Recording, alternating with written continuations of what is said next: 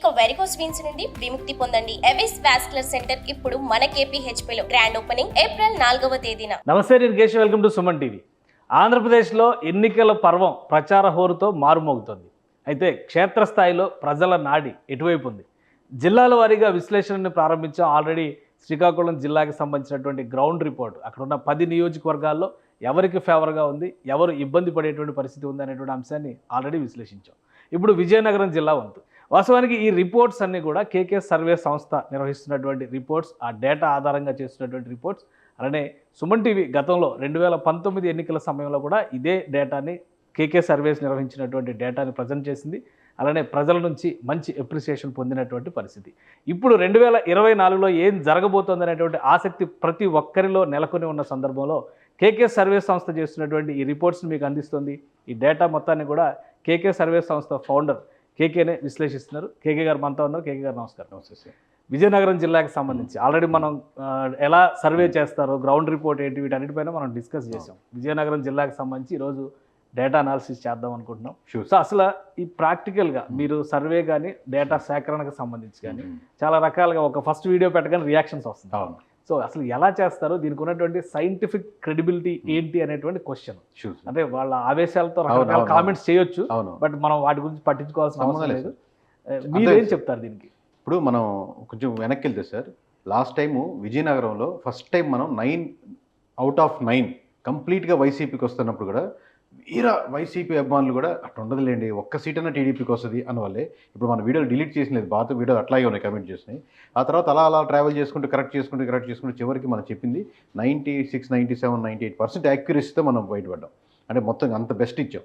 అప్పుడు కూడా మనం టీడీపీకి ఓడిపోవాలని కాదు, వైసీపీ గెలవాలని కాదు, ఇప్పుడైనా సరే ఇంకో పార్టీ గెలవాలని ఇంకో పార్టీ గెలవాలని కాదు. మనం నిజాయితీగా నిబద్ధతతో మనకు వచ్చిన డేటా వచ్చినట్టు ప్రజెంట్ చేద్దాం. నిజంగా ఎక్కడైనా పొరపాటు జరిగితే, పోయినసారి కూడా రిజల్ట్ వచ్చాక ఫస్ట్ టైం మన వీడియో చేసింది సక్సెస్ వీడియో చేయలేదు సార్. ఈ 4 నియోజకవర్గాలు మనం చెప్పినవి పోయినాయి, ఈ 4-5 నియోజకవర్గాలు మేము ఫెయిల్ అయ్యాం. ఈసారి ఇంకా బెటర్మెంట్ చేస్తాం. 175లో 4-5 పోయినాయి మేము చెప్పినాయి, బట్ ఇంకా బెటర్ చేసుకుందాం అనుకున్నాం. ఈసారి కూడా అలాగే ముందుకు వెళ్తున్నాం. విజయనగరం సర్వే చెప్పక ముందర ఒక సర్వే గురించి మీరు అడిగిన ప్రశ్నకి సమాధానం సార్. ఇప్పుడు నెంబర్ ఆఫ్ శాంపుల్స్ అని ఒక క్వశ్చన్ ఉంటుంది sir. Correct. Number of samples అంటే ఏ పార్టీకి ఓటేస్తారండి, మీ క్యాస్ట్ ఏంటి, లేదా రకరకాల క్వశ్చన్. ఇలా ఒక పర్సన్ని అడిగితే క్వశ్చన్, అతను ఒక శాంపుల్ కింద వస్తారు. ఇప్పుడు జనాలు కూడా సార్ బాగా, ఇప్పుడు ఈ ఛానల్స్ పెరిగిపోయిన తర్వాత తెలివితేటలు బాగా పెరిగిపోయిన అందరికీ. ఇప్పుడు వచ్చేవాడు అడిగేవాడు మనం చెప్పాల్సింది సర్వే అని తెలిసిపోయిన తర్వాత అతని మనసులో నుంచి భావన రావడం చాలా కష్టంగా ఉంది. సో నెంబర్ ఆఫ్ శాంపుల్స్ పెరిగిపోతే ఎగ్జాక్ట్ డేటా వస్తుంది అనుకోవడం ఒక చాలామంది ఎమ్మెల్యేలకు కానీ చాలామంది పీపుల్కి ఉన్నది అపోహ. బట్ ఎలా వాల్యుబుల్గా తీసుకోవాలి, ఎలా వ్యాలిడేట్ చేయాలి దాన్ని అనేది మీద ఆధారపడి ఉంటుంది. అట్ ది సేమ్ టైం మనం శాంప్లింగ్స్ తీసుకుంటాం సార్. ఇంకోటి కూడా ఏం చేస్తామంటే, ఇప్పుడు మనకు చాలా టైం తక్కువ ఉన్న దగ్గర కొంతమంది నియోజకవర్గ వారిగా ఉండిపోతారు. ఇప్పుడు వాళ్ళు బయట మనకు ఉన్నటువంటి బ్రాండింగ్ ఉండదు, 175 నియోజకవర్గాలు చేయలేరు. కానీ ఒక చిన్న సర్వే వాళ్ళు ఒక 4 కుర్రాళ్ళు పెట్టుకొని వాళ్ళు లోకల్గా చేసుకుంటూ ఉంటూ మనకు 5 సంవత్సరాలతో ట్రావెల్ చేస్తూ ఉన్నారు. సరే ఇట్లా చూడండి, ఈ రిపోర్ట్ ఓకేనా అని చెప్పి మనం వాళ్ళ దగ్గర మీ డేటా అంతా ఈ ఒక రోజు 2 రోజులు ఎలక్షన్స్ వచ్చింది కాదు. ఆబ్వియస్లీ ఎంత కాన్ఫిడెంట్గా మనం ఎందుకు చెప్పగలుగుతాం అంటే, అది బ్రాండ్ పోగొట్టకూడదు, మనం జాగ్రత్తగా ఒళ్ళు దగ్గర పెట్టుకొని చేయాలనేది. ఎందుకంటే వాళ్ళ నుంచి డేటా కలెక్ట్ చేసుకుంటాం. 3 స్లీపర్ సెల్స్ అని ఒక 40-44 మంది ఉన్నారు సార్ మొత్తం మనకు ఆంధ్రప్రదేశ్లో. వాళ్ళు ఏంటంటే ఆ 3 నియోజకవర్గాలు చుట్టుపక్కల ఉండే దాంట్లో ఏ ఊరు చెప్పినా సరే వాళ్ళ ఇన్ఫర్మేషన్ వెళ్ళి కనుక్కొని మనకు చెప్పగలుగుతారు. ఖచ్చితంగా ఉంటుంది ఇన్ఫర్మేషన్. సో మన సర్వేయర్స్, వేరే సర్వే చిన్న కంపెనీలు ఎవరు ఉంటే వాళ్ళ దగ్గర తీసుకునే ఇన్ఫర్మేషను, మన స్లీపర్ సెల్స్, ఇదంతా క్రోడీకరించి మనం ఒక రిపోర్ట్ తయారు చేసిన తర్వాత దాంట్లో కుల మత ప్రాంత అయిన తర్వాత దాన్ని మనం రీవెరిఫై చేసుకొని ఈ విలేజ్లో వచ్చింది అనుకుంటున్నారు, కరెక్టే కాదా అని చెప్పి ఫైనల్గా ఒక రిపోర్టు. ఏ సర్వే రిపోర్ట్ ఇవ్వండి ఏంటంటే మన ప్రతి విలేజ్ ఎలా ఉందని ఇస్తాం అనమాట. నేను చాలా రిపోర్ట్స్ చూస్తుంటాను, హై లెవెల్లో మండల స్థాయిలో ఉంటాయి, లేదా నియోజకవర్గ స్థాయిలో ఉంటాయి. మనట్టు కాకుండా ప్రతి విలేజ్ స్థాయిలో ఇచ్చుకుంటూ డీటెయిల్గా ఇసుకుంటూ ఆ యాక్యురసీ 98% యాక్యురసీ తీసుకురాగలిగాం. రైట్. అది కేకే సర్వే సంస్థ సీక్రెట్. ఈ సీక్రెట్ని 2019లో సక్సెస్ఫుల్ ఫార్ములాగా సుమన్ టీవీ చూసింది కాబట్టి ఇప్పుడు మళ్ళీ ప్రజెంట్ చేసేటువంటి ప్రయత్నం చేస్తుంది. అంతేగాని ఇందులో ఎవరికి అనుకూలమైనటువంటి వాదన కానీ లేదా మరొకరికి మేలు చేకూర్చేటువంటి ప్రయత్నం కానీ సుమన్ టీవీ ఎట్టి పరిస్థితుల్లోనూ చేయడం లేదు. అదే క్రమంలో ఈ సర్వేస్ యాక్యురసీ మొత్తం కూడా కేకే సర్వేస్ నిబద్ధత మీద ఆధారపడినటువంటి అంశంగా ప్రేక్షకులు గమనించాలని మనవి చేస్తూ ఇక విజయనగరం జిల్లాలో ఉన్నటువంటి నియోజకవర్గాల పరిస్థితి ఆ డేటాను విశ్లేషించేటువంటి ప్రయత్నం చేద్దాం. విజయనగరం జిల్లా అంటే సార్ డేటాకి వెళ్ళిపోదామా, ఫస్ట్ నెంబర్కి వెళ్దామా? ఫస్ట్ మీరు నంబర్ చెప్తే ప్రేక్షకుల్లో ఉన్నటువంటి ఆసక్తి పది తర్వాత ఎంత ఓపిక్గా వింటాం అనుకుంటారు. అందుకనే మనం ముందు 1 by 1 చూద్దాం, అసలు ఎక్కడ ఎవరు ఎలా బలంగా ఉన్నారు ఏంటనేది చూద్దాం. ఎందుకంటే నెంబర్ వెళ్దామంటారా? ఎస్, తప్పకుండా. ఇంకోటి ఏంటంటే ఉమ్మడి విజయనగరం జిల్లా అనేసరికి మనం ఓన్లీ విజయనగరం జిల్లా లోక్సభ కాన్స్టిట్యున్సీగానే చూసే అవకాశం లేదు. ఎందుకంటే లోక్సభ కాన్స్టిట్యున్సీలో కేవలం 7 నియోజకవర్గాలు మాత్రమే ఉంటాయి. ఉమ్మడి విజయనగరం జిల్లాలో 9 అసెంబ్లీ నియోజకవర్గాలు ఉన్నాయి. వీటిని గత ఈ ప్రభుత్వం చేసినటువంటి బైఫర్కేషన్లో కొత్త జిల్లాల ఏర్పాటులో భాగంగా కొన్ని నియోజకవర్గాలు అటు ఇటు మారినటువంటి పరిస్థితి ఉంది. అసలు మొత్తం పాత ఉమ్మడి విజయనగరం జిల్లాలో ఉన్నటువంటి 9 నియోజకవర్గాలు బొబ్బిలి, విజయనగరం, అలానే గజపతి నగరం, నెల్లిమర్ల, చీపురుపల్లి, కురుపాం, పార్వతీపురం, సాలూరు, శృంగవరపుకోట. ఇవి 9 నియోజకవర్గాలు విజయనగరం ఉమ్మడి జిల్లా పరిధిలో ఉండేటువంటి నియోజకవర్గాలు. ఇందులో బొబ్బిలి నుంచి సంబంగి వెంకట చిన్న అప్పలనాయుడు వైఎస్ఆర్సీపీ నుంచి పోటీ చేస్తున్నారు.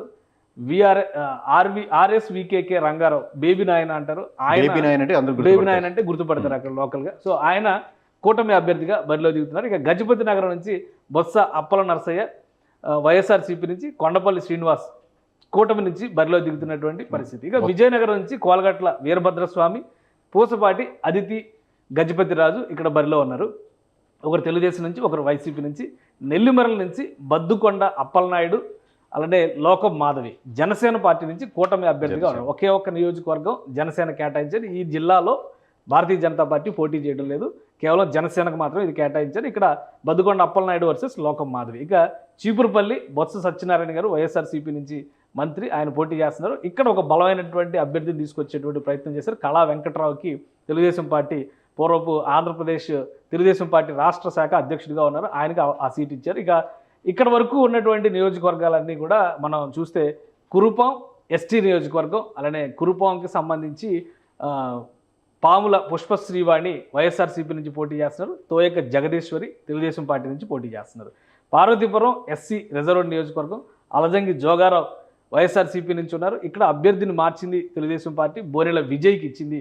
గతంలో పోటీ చేసినటువంటి అభ్యర్థి కాకుండా ఇప్పుడు కొత్త అభ్యర్థిని పెట్టింది. ఇక సాలూరు ఎస్టీ రిజర్వ్డ్ నియోజకవర్గం, పేడక రాజన్న దొరకి ఈ సీటు వైఎస్ఆర్సీపీ కేటాయించింది.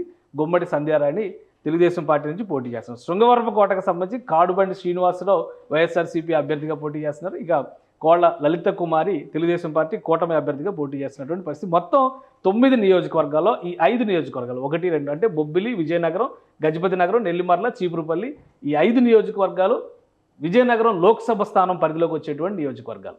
అదే విజయనగరం లోక్సభ స్థానం పరిధిలోకి శ్రీకాకుళం జిల్లాలో ఉన్నటువంటి ఎచ్చెర్ల మరొక నియోజకవర్గం అందులోకి వస్తుంది. ఇక ఈ మిగతా నియోజకవర్గాలు చూస్తే కురుపాం, పార్వతీపురం, సాలూరు, ఈ 3 నియోజకవర్గాలు కూడా అరకు పార్లమెంటరీ స్థానం అంటే మన్యం పార్వతీపురం జిల్లాలో కేటాయించినటువంటి నియోజకవర్గాలు. శృంగవరపుకోట ఒక్కటి మాత్రమే ఉమ్మడి విశాఖ జిల్లా, ఇప్పుడు ప్రస్తుత విశాఖ జిల్లా అంటే విశాఖ లోక్సభ పరిధిలోకి వచ్చేటువంటి నియోజకవర్గాలు. సో ఇది ఈ ఉమ్మడి విజయనగరం జిల్లాకి సంబంధించినటువంటి జాగ్రఫీ అండ్ పొలిటికల్ సినారియో. ఏం చెప్తారు బొబ్బిలి నియోజకవర్గం?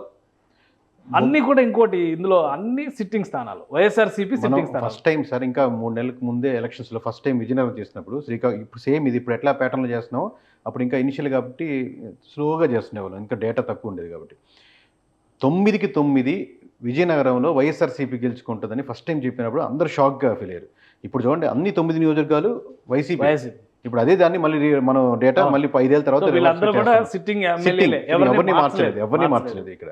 కనీసం నియోజకవర్గాలు కూడా మార్చలేదు, కొన్ని చోట్ల అక్కడే ఇక్కడే మారినాయి.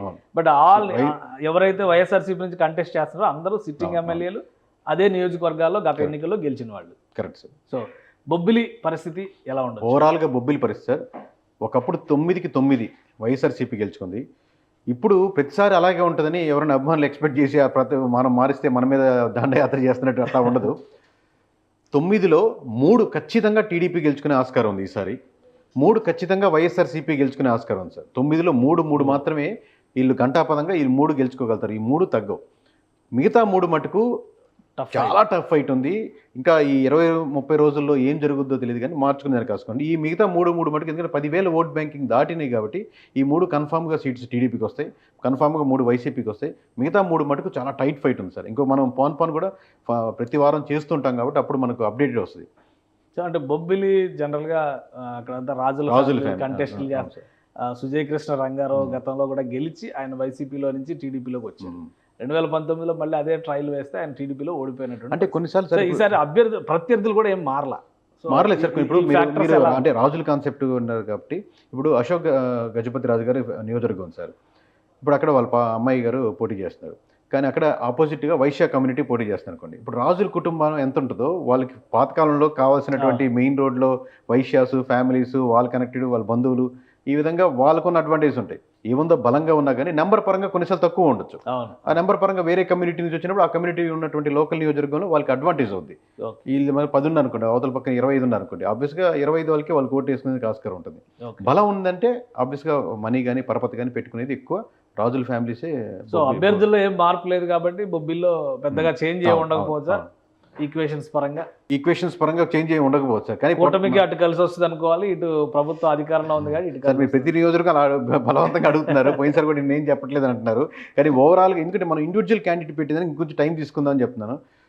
తర్వాత మనం ఇప్పుడే బలాలు మట్టుకు డిస్కస్ చేద్దాం సార్. రైట్, నెక్స్ట్ కాన్స్టిట్యున్సీ చూద్దాం ఒకసారి. బొబ్బిలి తర్వాత గజపతి నగరం. పందాలు ఎక్కువ పెట్టేది కూడా బొబ్బిలే సార్. బొబ్బిలి మీద ఎక్కువ మంది పందాలు కాసుకునే వాళ్ళు కూడా ఎక్కువ ఉంటారు. ఓకే, గజపతి నగరం కాన్స్టిట్యున్సీ చూస్తే బొత్స అప్పల నరసయ్య, బొత్స గారి సోదరు, సో సిట్టింగ్ ఎమ్మెల్యే. అటు నుంచి కొండపల్లి శ్రీనివాస్ వైసీపీ నుంచి బరిలో దిగుతారు. బొత్స అప్పల నరసయ్య గారికి పాజిటివ్స్ అంటే వాళ్ళ కుటుంబం దాదాపు 15 సంవత్సరాల నుంచి మినిస్ట్రీగా చేసిన వాళ్ళు ఫ్యామిలీస్ ఉన్నారు. 2-3 నియోజకవర్గాలు బాగా ఉన్నారు sir. But at the same time కొన్ని ల్యాండ్ ఇష్యూస్ మీద, కొన్ని వాటర్ అక్కడ కెనాల్స్ మీద వాటర్ వేరే వాళ్ళకి అలొకేట్ చేశారని, కొన్ని శాండ్ ఇష్యూస్, ఇట్లాంటి ఇష్యూస్ కూడా లోకల్గా ఎక్కువ డిస్కషన్ వినపడతా ఉంది. దాని మీద నెగిటివిటీ ఉంది. అట్ ది సేమ్ టైం దాన్ని క్యాష్ చేసుకునే ఆస్కారంలో టీడీపీ ఇంకా ముందు వెళ్ళాల్సి వస్తుంది. సో అంటే క్యాండిడేట్ సెలక్షన్ లో టీడీపీ సక్సెస్ అయింది. అంటే ఫస్ట్ ఇంకా 2-3 ట్రై చేస్తే ఆ నలుగురు కలిపి వాళ్ళు ఉమ్మడిగా చేయట్లేదు. ఎవరికి వాళ్ళు విడివిడిగా చేస్తున్నారు. కలిసికట్టుగా చేసుకుంటే వాళ్ళకి అడ్వాంటేజ్ అవుద్ది ఆ ఓట్ బ్యాంకింగ్ కలిపి. గజపతి నగరం పరిస్థితి అది. ఇక మరొక నియోజకవర్గం విజయనగరం పరిస్థితి ఏ విధంగా ఉందో ఒకసారి మనం చూద్దాం. కోలగట్ల వీరభద్రస్వామి సిట్టింగ్ ఎమ్మెల్యే, అలానే అదితి గజపతి రాజు. అంటే ఫస్ట్ టైం కంటెస్ట్ చేసి యాక్చువల్లీ అంతకుముందు మేసాల గీత గెలిచారు అక్కడ. కానీ టీడీపీ 2014లో మేసాల గీత గెలిచారు టీడీపీ నుంచి. 2019లో అభ్యర్థిని మార్చారు, టీడీపీ ఓడిపోయారు. కానీ ఈసారి టీడీపీ సేమ్ క్యాండిడేట్ అంటే యాక్చువల్గా అశోక్ గజపతి గారు మళ్ళీ పోటీ చేస్తానన్నప్పుడు మళ్ళీ భర్జన పడ్డారు. ఆయన ఎంపీ కష్టంగా ఉంటుంది, ఎమ్మెల్యేగా వస్తానని అన్నారు. అప్పుడు వచ్చుంటే ఇంకా ఇది ఎండ్ ఆఫ్ ది కెరీర్ అయ్యిండి వచ్చాము. ఎందుకంటే నెక్స్ట్ మళ్ళీ ఆయనతో తీసి వేరే వాళ్ళు పెట్టేదానికి ఆస్కారం లేదు, ఎవరు కూతురైనా ఇంకోరైనా కానీ. సో మళ్ళీ ఆ కూతురికే టికెట్ ఇచ్చారు ఈసారి. అదే సార్ నాకు చెప్పినట్టు వైశ్య కమ్యూనిటీకి కొంచెం అటు ఫేవర్గా ఎక్కువ ఆస్కారం ఉంటుంది. అటు నుంచి ఎప్పటి నుంచో రాజులు వాళ్ళ సపోర్ట్ వాళ్ళ families. Jaganmohan Reddy social equation అనేది అందరూ సార్, ఏ పొలిటికల్ పార్టీ అయినా సోషల్ ఈక్వేషన్ చేస్తుంది సార్. జనసేన చేస్తుంది, వైసీపీ అయినా చేస్తుంది, టీడీపీ అయినా చేస్తుంది. అందరూ అది చేయట్లేదంటే మనం అనుకుంటే మటుకు అది అపోహ అయిపోద్ది. ప్రతి పొలిటికల్ పార్టీ సోషల్ ఇంజనీరింగ్ చేసుకుంటూనే ముందుకెళ్తుంటుంది అవకాశం ఉన్న చోటల్లో. సో నెక్స్ట్ కాన్స్టిట్యున్సీ చూద్దాం మనం. విజయనగరం తర్వాత నెల్లిమర్ల కాన్స్టిట్యున్సీ. దీనిపైన కూడా చాలా ఆసక్తి ఉంది. మొదటిసారిగా జనసేన పార్టీ అభ్యర్థిని పెట్టింది. ఎందుకంటే ఫస్ట్ అనౌన్స్ చేసిన సీట్లోనే విజయనగరం నెల్లిమర్ల సీటు. అంటే ఇప్పుడు మొత్తం శ్రీకాకుళం, మన ఉత్తరాంధ్రలో శ్రీకాకుళం నుంచి మొదలు పెడితే శ్రీకాకుళంలో కష్టంగా ఉంది. విజయనగరం అంటే జనసేనకు ఒకే ఒక ఫస్ట్ ఉత్తరాంధ్ర మొదటి సీటు, అవకాశం ఎక్కువ ఉండే సీటు. అంటే నేను చెప్పినట్టు కష్టపడాలి కొంచెం అని అంటున్నాను కదా, దాంట్లో అవకాశం ఎక్కువ ఉన్న సీటు లోకం మాధవి గారు జనసేన తరపు నుంచి. At the same time Appalanaidu గారు కొంచెం బలంగానే ఉన్నారు. 2 సార్లు గెలిచారు. ప్లస్ లాస్ట్ టైం కూడా పోటీ చేశారు. 7,000 8,000 ఎంత ఓట్లు వచ్చాయి. బట్ టీడీపీ ఇక్కడతో జనసేనతో పోలిస్తే బలంగా ఉన్నప్పటికీ కూడా లోకం మాధవి వేరే జనసేన అడ్వాంటేజ్ బాగా తిరిగి 4 సంవత్సరాల్లో 2-3 మండలాలు తన వైపుగా కన్విన్స్ చేసుకోగలిగారు. But at the same time బాగా కష్టపడాలి. బట్ అవకాశం ఉన్న ఒకే ఒక్క నియోజకవర్గం శ్రీకాకుళం, విజయనగరంలో జనసేన గెలిస్తే అవకాశం ఉన్న ఏకైక నియోజకవర్గం ఇది నెల్లిమర్ల. ఓకే, నెక్స్ట్ కాన్స్టిట్యున్సీ చూద్దాం మనం. నెల్లిమర్లలో అకౌంట్ ఓపెన్ చేస్తా లేదా డిసైడ్ చేస్తారు జనసేన వాళ్ళకి అదొక happy news. Cheepurupalli last minute వరకు తెలుగుదేశం పార్టీ అభ్యర్థిని ప్రకటించడానికి కూడా తటపటాయించినటువంటి నియోజకవర్గం. గంటా శ్రీనివాస్ ఇక్కడ రావాలని పంపించాలి. ఆయన ట్రై చేయాలి, పార్టీనే పంపించాలి. బట్ ఆయన భీమ్లే కావాలన్నా ఆయన సో ఇక్కడ బొత్స సత్యనారాయణ ఫ్యామిలీ వాస్తవానికి 2014లో రాష్ట్ర విభజన జరిగిన తర్వాత కూడా కాంగ్రెస్ పార్టీ నుంచి పోటీ చేసి మంచి ఓట్లు స్కోర్ చేసినటువంటి ఏకైక నాయకుడు కాంగ్రెస్ పరంగా. ఆయనకి అప్పుడు మన కాంగ్రెస్ పార్టీ లేదు అనుకున్నప్పుడే దాదాపుగా 40,000 చేంజ్ వచ్చేసారు ఆయనకి. ఒకటి ఇంకోటి 15 సంవత్సరాలు మినిస్ట్రీ చేశారు. ఇప్పుడు మామూలు బొత్స సత్యనారాయణ గారు మాట్లాడుతుంటే మనం 5 నిమిషాలు వినలేం, అర్థం కాదు. కానీ 4-5 నియోజకవర్గాలు ఆయన బలోపేతంగా చేయగలుగుతారు. డైరెక్ట్ ప్రతి విలేజ్లో ఒక ఫ్యామిలీ కనెక్షను, రిలేషన్స్, లేకపోతే పెళ్ళిళ్ళకి వెళ్ళిందో ఏదున్నా కానీ ఆ టచ్ డైరెక్ట్గా ఆ ఎమోషనల్ కనెక్షన్ ఉన్నవి 3-4 నియోజకవర్గాలు కనీసం విజయనగరంలో బలోపేతం చేయాలి. స్ట్రెంత్ ఇంకా స్ట్రెంత్ అలాగే ఉంది. ఎందుకంటే సోదరుడికి టికెట్ ఇచ్చారు వైసీపీలో, వాళ్ళ భార్యకి ఎంపీ టికెట్ ఇచ్చారు వైజాగ్ నుంచి, సో ఆయనకి టికెట్ ఉంది అంటే ఒక స్ట్రాంగ్ హోల్డింగ్. ఇప్పుడు అదే సార్ మన కాంగ్రెస్ లో మొత్తం రాష్ట్రం అంతా వెళ్ళిపోయినా కానీ 40,000 ఓట్లు నా స్ట్రెంత్ ఇది అని చూపించగలిగారు. బయట ఉండే వాళ్ళు జస్ట్ వీడియోస్ చూస్తారు, బాగా మాట్లాడతారు, బాగాలేదు అని అనుకుంటారు, దద్దుదాని అంటారు అని అంటారు. కానీ ఆ దద్దుదానికాల వెనకాల అంత కష్టం పడేదానికి ఆస్కారం ఉంది. కాబట్టి అంత స్ట్రాంగ్ క్యాండిడేట్ కాబట్టి అంతే స్ట్రాంగ్ ఉండాలని చెప్పి కళా వెంకటరావు గారిని ఉంచారు. ఎందుకంటే ఆయనకి ఇప్పుడు కళా వర్సెస్ బొత్స లాగా ఉంటుంది. ఇప్పుడు బొత్స కళ కమ్యూనిటీ పరంగా same community same community. Right, Cheepurupalli పరిస్థితి ఇక నెక్స్ట్ కాన్స్టిట్యున్సీ సార్ చూద్దాం. ఇవన్నీ కూడా రిజర్వ్డ్ కాన్స్టిట్యున్సీస్ ఉన్నాయి. ఎందుకంటే కురుపాం అనగానే అభ్యర్థిని కూడా మార్చింది Telugu Desam party. Last time elections లో తెలుగుదేశం పార్టీ ఓడిపోయిన తర్వాత అభ్యర్థిని మార్చింది. తోయకి జగదీశ్వర్కి ఈసారి అవకాశం ఇచ్చారు. పుష్పశ్రీవాణి మనకు ఉప ముఖ్యమంత్రి కూడా చేశారు సార్. 2 సార్లు గెలిచిన తర్వాత మళ్ళీ గిరిజన సంబంధించిన శాఖ కూడా చేసినట్టారు. 2 times ఎమ్మెల్యే, సిట్టింగ్ ఎమ్మెల్యే. ఇప్పుడు కురుపాం ఇర్రెస్పెక్ట్ ఆఫ్ మన ఎస్టీ కాన్స్టిట్యూషన్ శ్రీవాణి కాబట్టి అబ్వియస్గా వైఎస్ఆర్సీపీకి అడ్వాంటేజ్ ఉన్న నియోజకవర్గం సార్. ఎస్టీ కానీ ఎస్సీ నియోజకవర్గాలు ఎప్పుడు కొంచెం ఫేవరబుల్గా ఉంటాయి. దాన్ని దాటుకోవాలంటే కష్టపడాలి. మీరు కలిసి వచ్చినా, ఒక్కడిని వచ్చినా, 100 మంది వచ్చినా, గుంపులుగా వచ్చినా అంటారు కదా అంటే బాలయ్యబాబు డైలాగ్ లాగా. సో అలాగా ఎంతమంది వచ్చినా సరే obviously that doesn't mean that బాగా నీటివిటీ ఉంది ఆమె మీద, శ్రీవాణి మీద గారి మీద. కనెక్షన్ కలవట్లేదని, కింద కలవలేదని, కొంచెం డిఫరెంట్గా ఉంటుందని. పేరుకేమో ఎస్టీ నియోజకవర్గం, అక్కడ మామూలుగా గజపతి నగరం కలాగా దర్జా అంతా ఉంటుంది అనమాట అది. సో ఆ నెగిటివిటీ ఉంది. బట్ ఆ నెగిటివిటీ ఎన్కాష్ చేసుకునే దానికి క్యాండిడేట్ ముందుగానే కష్టపడి తిరుగుతుంటే వాళ్ళు చేసుకొని ఉండొచ్చు. లాస్ట్ మినిట్లో చేసుకోవడం వల్ల కష్టం అవుతుంది. రైట్, మరొక కాన్స్టిట్యున్సీ చూద్దాం. పార్వతీపురం కాన్స్టిట్యున్సీ చూద్దాం. ఇక్కడ అలజంగి జోగారావు సిట్టింగ్ ఎమ్మెల్యే ఉన్నారు. బోనెల విజయ్ ఇప్పుడు ఇదే పేరుతో జిల్లా. ఇప్పుడు పార్వతీపురం మన్యం జిల్లా పెట్టారు. ఇది అరకు పార్లమెంటరీ స్థానం పరిధిలోకి వచ్చేది. లాస్ట్ టైం కూడా తెలుగుదేశం క్యాండిడేట్ ఓడిపోవడం తర్వాత ఇక్కడ అభ్యర్థిని మార్చింది. బోనెల విజయ్ కొత్త అభ్యర్థి, అంటే ఎన్ఆర్ఐ రిటర్న్ చేశారు. అక్కడ లోకల్ గా సంస్థలు పెట్టుకుని కూడా ఆయన కొంచెం వర్క్ చేసుకుంటే SC reserved constituency, SC reserve. But ఇక్కడ పోటాపోటీ అవకాశం చేసుకోవచ్చు, ఎందుకంటే పుంజుకునే దానికి ఆస్కారం ఉంది కంపారిటివ్లీ ఎస్టీ నియోజకవర్గాలతో పోలిస్తే. కొంచెం ఆ ప్లాన్ ఉంది. కాకపోతే ఈయనలో వచ్చిన మైనస్ పాయింట్ ఏంటంటే ఇంతకుముందు ఆల్రెడీ ఇన్ఛార్జీలుగా ఉన్న వాళ్ళతో కలిసికట్టుగా చేసుకోకుండా కొత్తగా తన సొంత కొంపటి పెట్టుకునేసరికి ఆబ్వియస్లీ ఇదే ప్రాబ్లం అవుతుంది సార్. ఆల్రెడీ అవకాశం ఉన్న దగ్గర కూడా నలుగురు కలుపుకొని పోయేవాడే నాయకుడు అవుతారు, కానీ నేను ఒక్కడనే ముందుకెళ్తానన్నాడు ఒకడే ఉంటారు, కానీ వెనకాల ఎవరు ఉంటారు.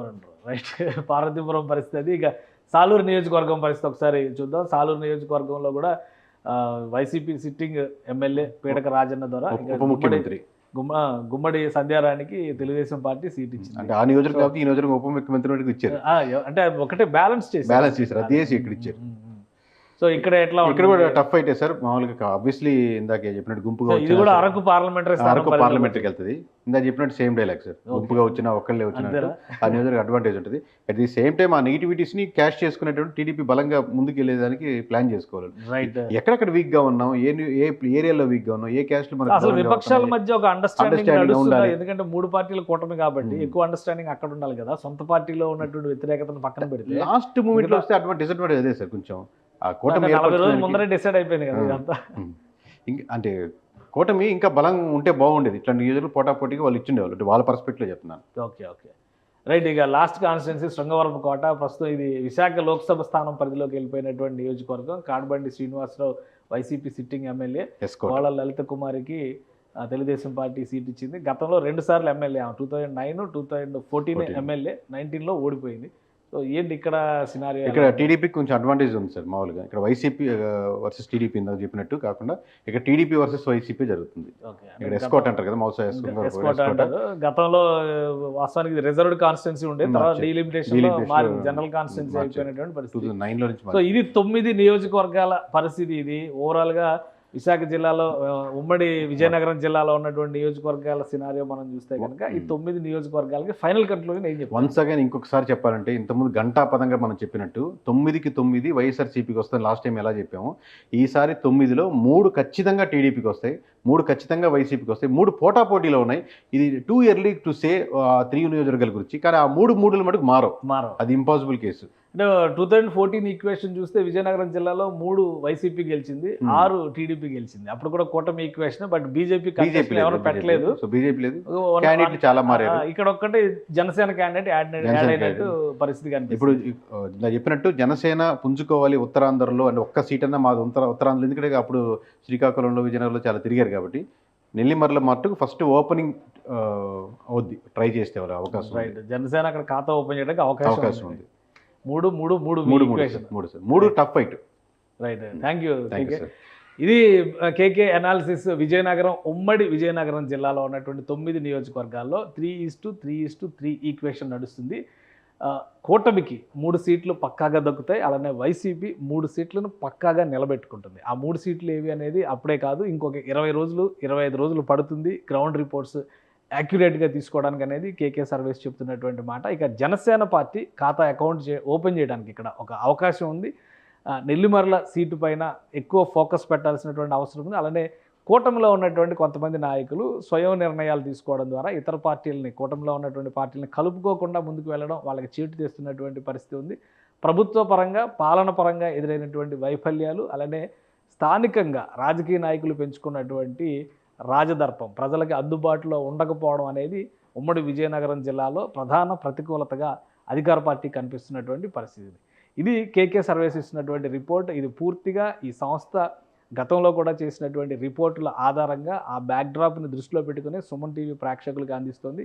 టోటల్ డేటా రెస్పాన్సిబిలిటీ అంతా కేకే సంస్థే తీసుకుంటుంది. కాబట్టి ఈ రిపోర్ట్స్ ప్రస్తుతానికి ఇంకా 40 రోజుల ముందరే ప్రజలకు తీసుకొచ్చినటువంటి రిపోర్ట్స్ కాబట్టి ఇవే ఫైనల్ అనుకోవడానికి లేదు. పార్టీలు, అభ్యర్థులు వీటిని అనుసరించి మార్పులు చేసుకోవడానికి, దానికి తగిన ఫలితాలు పొందడానికి కూడా తగిన సమయం ఉందన్న విషయాన్ని గమనించాల్సినటువంటి అవసరం ఉంది. ఇది special debate. Keep watching. Suman టీవీలో మీ పర్సనల్ అండ్ బిజినెస్ ప్రమోషన్స్ కోసం కింది నెంబర్కి కాంటాక్ట్ చేయండి.